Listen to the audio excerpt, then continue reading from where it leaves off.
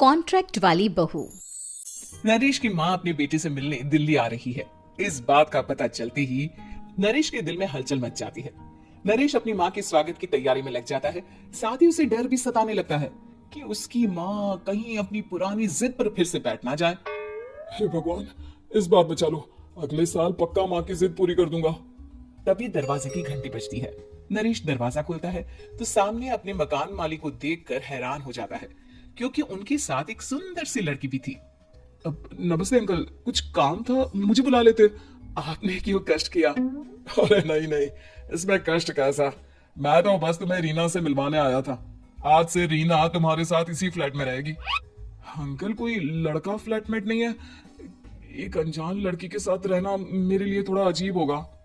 देखो नरेश, मैं तुम्हें पहले भी बता चुका हूँ कि इस फ्लैट में तुम्हें किसी ना किसी के साथ एडजस्ट करना ही होगा, या फिर तुम अकेले पूरे फ्लैट का किराया दे दो, मैं किसी को नहीं रखूंगा। नरेश अपने मकान मालिक की बात सुन के रीना के साथ रहने के लिए तैयार हो जाता है, पर अंदर ही अंदर उसे ये बात खाने लगती है कि वो अपनी माँ को क्या जवाब देगा जब उसकी माँ रीना के बारे में उसे पूछेगी। दिन बीतने लगते हैं। नरेश और रीना अच्छे दोस्त भी बन जाते हैं, पर अभी भी नरेश अपनी प्रॉब्लम का सोल्यूशन नहीं ढूंढ पाता। एक दिन नरेश बहुत परेशान सा बैठा होता है। तभी रीना उसे पूछती है, क्या हुआ नरेश, तुम काफी परेशान लग रहे हो, सब ठीक तो है ना? हाँ सब ठीक है, बस एक छोटी सी प्रॉब्लम है। वो एक्चुअली 2 दिन बाद मेरी माँ मुझसे मिलने आ रही है। अरे तो इसमें प्रॉब्लम क्या है, ये तो खुशी की बात है। हाँ रीना, बट मेरी माँ एक जिद लेकर बैठ गई है कि मैं शादी कर लूं, पर मैं अभी इस चीज के लिए तैयार नहीं हूँ। ऊपर से जब वो तुम्हें देखेगी तो 100 सवाल करेगी, क्या जवाब दूंगा? अरे इसमें कोई टेंशन वाली बात नहीं है। मेरे पास ना इस प्रॉब्लम का सोल्यूशन है, जिससे ना तुम्हें शादी करनी पड़ेगी और ना ही तुम्हारी माँ मेरे बारे में कुछ पूछेंगी। रीना की बात सुनकर नरेश सोच में डूब जाता है। वो सोचता है कि रीना खुले ख्यालों वाली लड़की है, कहीं माँ को सच बता ना दे। नरेश को सोच में डूबा देखकर रीना कहती है, अरे क्या हुआ, किस सोच में पड़ गए? डोंट वरी, जैसा तुम सोच रहे हो ना वैसे कुछ भी नहीं है। मेरे पास एक प्लान है। मैं कुछ समझ नहीं पा रहा हूँ, कैसा प्लान? मैं समझाती हूँ। हम ना एक कॉन्ट्रैक्ट मैरिज कर लेते हैं। फिलहाल मेरे पास जॉब नहीं है, तो तुम इस रूम का किराया दे देना जब तक तुम्हारी माँ यहाँ रहेंगी, सिर्फ तब तक।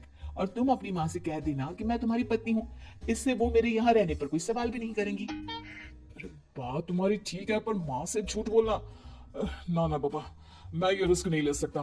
कोई और आइडिया दो ना तुम। देखो मंजूर हो तो बोलो, वरना सच बता दो, मुझे कोई प्रॉब्लम नहीं है। रीना की बात सुनकर नरेश सोच में डूब जाता है। बहुत सोचने के बाद जब उसे कोई रास्ता नहीं मिलता, तो वो रीना के बताए हुए रास्ते पर चलने के लिए तैयार हो जाता है। वो रीना से बात करता है और अपनी माँ की पसंद और नापसंद के बारे में बताता है। रीना भी नरेश की सभी बातों को ध्यान से सुनती है, ताकि कहीं उससे कोई गलती ना हो जाए। आखिर वो दिन भी आ जाता है जब नरेश की माँ उससे मिलने दिल्ली आ जाती है। नरेश अपनी माँ को फ्लैट पर लेकर जाता है। जैसे ही नरेश की माँ फ्लैट के अंदर जाती है, रीना उसके पैर छू लेती है। ये देखकर नरेश की माँ थोड़ी घबरा जाती है और नरेश से पूछती है, अरे बेटा नरेश, ये कौन है? माँ, ये आपकी बहू रीना है। माफी चाहता हूँ, सब कुछ इतनी जल्दी में हुआ कि आपको बता ही नहीं पाया, इसलिए सोचा कि क्यों ना आपको सरप्राइज दिया जाए। अरे बेटा, मैं तो बस तेरा घर बसा हुआ देखना चाहती थी। हाँ, बहुत अरमान थे अपनी इकलौती बेटी की शादी को लेकर, लेकिन कोई बात नहीं, शायद किस्मत को यही मंजूर होगा। ये कहते ही नरेश की माँ रीना को गले लगा लेती है। रीना बेटिया, मेरा बेटा ना थोड़ा नादान है, पर तुम काफी समझदार लगती हो, और मैं जानती हूँ कि तुम इसका बहुत अच्छे से ध्यान रखोगी। माँ आप चिंता मत कीजिए, मैं सब संभालूंगी। नरेश की माँ अपने बहू और बेटे के साथ खुशी खुशी रहने लगती है। दिन बीतने लगते हैं। नरेश की माँ और रीना का रिश्ता बहुत मजबूत होता चला जाता है।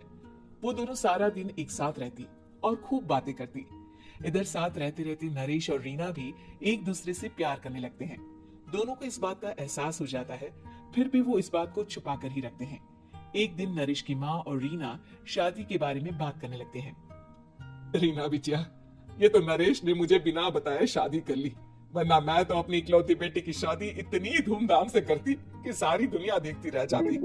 अच्छा माँ, आप ऐसा भी क्या करती नरेश और मेरी शादी में जो दुनिया देखती रह जाती? अरे बिटिया, एक माँ के अरमान तुम अभी नहीं समझोगी।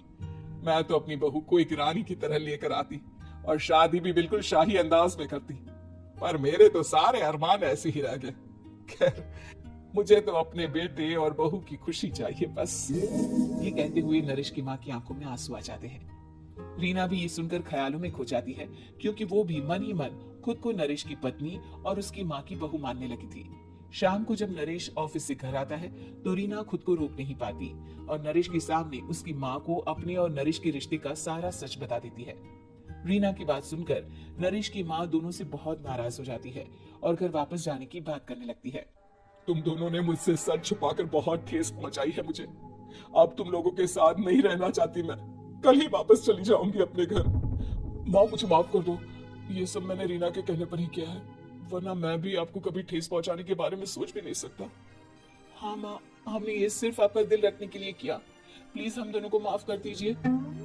तुम दोनों ने मेरे अरमानों के साथ खिलवाड़ किया है, और वैसे भी मुझे अपने बेटे के लिए एक अच्छी लड़की ढूंढनी है, इसलिए मेरा यहाँ से जाना ही बेहतर होगा। माँ की ये बात सुनकर रीना खुद को रोक नहीं पाती। माँ, क्या मैं आपके घर की बहू बनने लायक नहीं हूँ? रीना की बात सुनकर नरेश हैरान रह जाता है। नरेश की माँ भी कुछ समझ नहीं पाती। मैं कुछ समझी नहीं, आखिर तुम कहना क्या चाहती हो? माँ, मैं वो नरेश से बहुत प्यार करती हूँ और साथ ही साथ मैं आपको भी अपनी माँ मान बैठी हूँ। आज जब आपकी बातें सुनी तो खुद को रोक नहीं पाई, इसलिए सारा सच आपको बता दिया। रीना की बात सुनकर नरेश की माँ की आंखों में आंसू आ जाते हैं और वो अपने बेटे नरेश और रीना को गले लगा लेती है।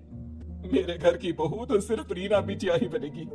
मैं आज ही तुम दोनों की शादी की तारीख निकलवा दूंगी, बस एक बार तुम्हारे घर वाले मान जाए। उसी दिन रीना के माता पिता भी उनके फ्लैट पर आ जाते हैं। दोनों परिवार आपस में बैठकर बातें करते हैं और शादी के लिए राजी हो जाते हैं।